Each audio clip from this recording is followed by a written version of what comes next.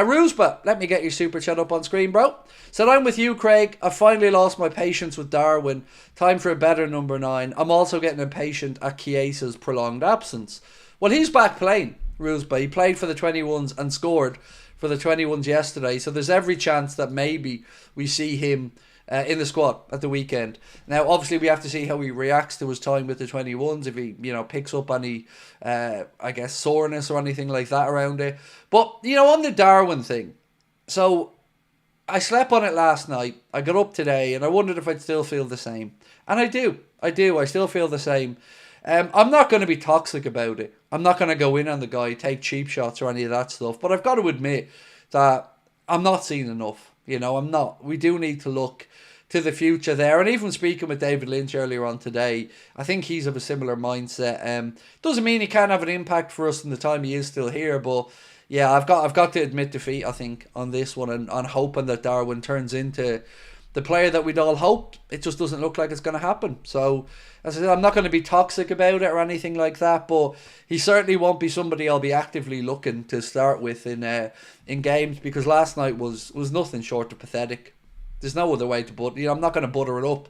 It was an awful, awful performance from Darwin last night. Heavy Metal D said, I don't want to give up on Darwin. The biggest issue is that he seems to overthink it. So I don't want to give up on him either. But I just got to be honest about it and say, I don't see it. I don't see where this consistency is going to come from. Like, I think he has improved, Heavy Metal D, on certain aspects, but not enough. Not enough for me. And last night, some of those finishes were just awful. I can't kid myself anymore about Darwin. As much as I want Darwin to be that guy, as much as I like Darwin, I think I've just been fooling myself, wanting to see something that isn't there, and it hasn't been there. So, yeah, that last night was just for me the one I just thought, I have to say it now. I have to be honest about it. Aryan said, would mystery.com know what Klopp saw in Darwin? I don't know. There were a couple of signings, I have to say, Aryan, that I don't think would have been made if Edwards was here. And that's one of them. Because we basically signed Darwin off the back of one good campaign with Benfica. And he played well against us. So, yeah, I don't disagree with you. I don't think it would have been. All wanting Marmoush now because he's having one good season. Yeah, chucking Darwin under the bus. So, Ash, I'm going to call you out on this, mate. So, do you not think Darwin has stunk the gaff up, Ash? Let's be fair. You're saying we're all throwing Darwin under the bus. He's had 2.5 years. And he's not done it. And I think we've been patient on this channel, certainly, with Darwin. And Marmoush hasn't just had one good year, by the way. He's having one fantastic year at the minute. But he's also somebody who is playing in a better league than Darwin was playing in when he was playing in Portugal. And the underlying metrics are far more Liverpool friendly to the one good season that Darwin had. I don't like anybody, Ash, feeling like they're superior to other Liverpool fans. I don't like anybody thinking that they get to speak down to other people in our community. This royal we and how dare all you do this shit. I looked last night, Ash, and this is named at you, buddy, at some absolutely disgusting bullshit comments in my own chat around our players, particularly Kelleher. And I went to bed last night and I was angry, not about the result, but I was angry at what I seen, because I felt really shocked at how petty some people were. And look, I get it. I've been petty as well. But the way some people reacted last night towards Kelleher, as if to say, see, he's shit. He isn't Alisson. Like, Alisson's never ever made a mistake. And like, Kelleher hasn't, by far and away, earned us more points than he's lost us. I just got really worked up by it. So rather than feeling like you're superior to everybody else, mate, why don't you tell us why we're wrong about Darwin, Ash? And we'll go from there. How much would you take for Darwin?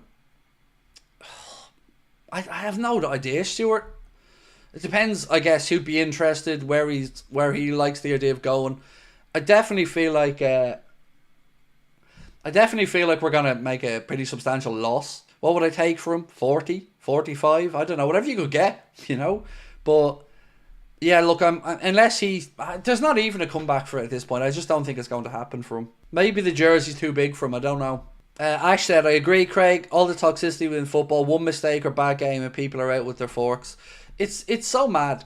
It's mad. Look, I can understand people on Darwin's back yesterday, because that isn't just one performance. That's probably the straw that broke the camel's back for some people with Darwin. So again, I don't agree with some of the way it's been portrayed on social media. I can absolutely understand people going, I'm done. Because I'm now one of them. I'm one of them, I'm done with Darwin. I can't anymore.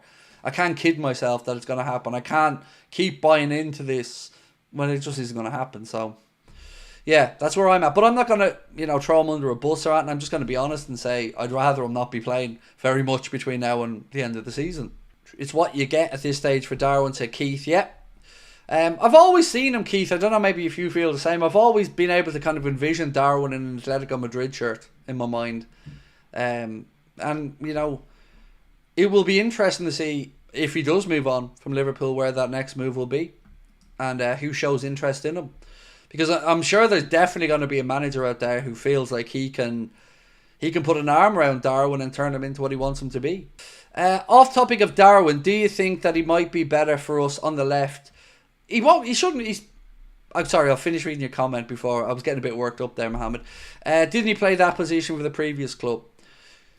But the thing is, he's still going to be the third best left winger that we have. Because Lucho and Gakpo are defo ahead of him in that pecking order. So I wouldn't be putting him in there either, to be fair. He's got the number 9 on his back. He's looked at as a number 9, a centre forward, and he hasn't delivered on that, unfortunately. If Liverpool did decide to move on from Nunez, what could we get from him, and how would you see that play out? One thing I've learned, I don't know how to pronounce your name, Lux Rips, in this scenario is that Michael Edwards has pulled some rabbits out of hats over the years, what he's been able to get for transfer fees. Look at some of the fees we've got for players we've sold on to Bournemouth and whatnot. So, common sense would dictate, right, yeah, we probably take a fairly substantial loss on him, but in these scenarios, I never rule out what Michael Edwards can do. So I guess let's wait and see. Jamie Carragher, speaking about Darwin, said, I'm not sure he's here next year. I think he'll probably move on. He's more like a cult hero because he's a bit mad and he likes to run about.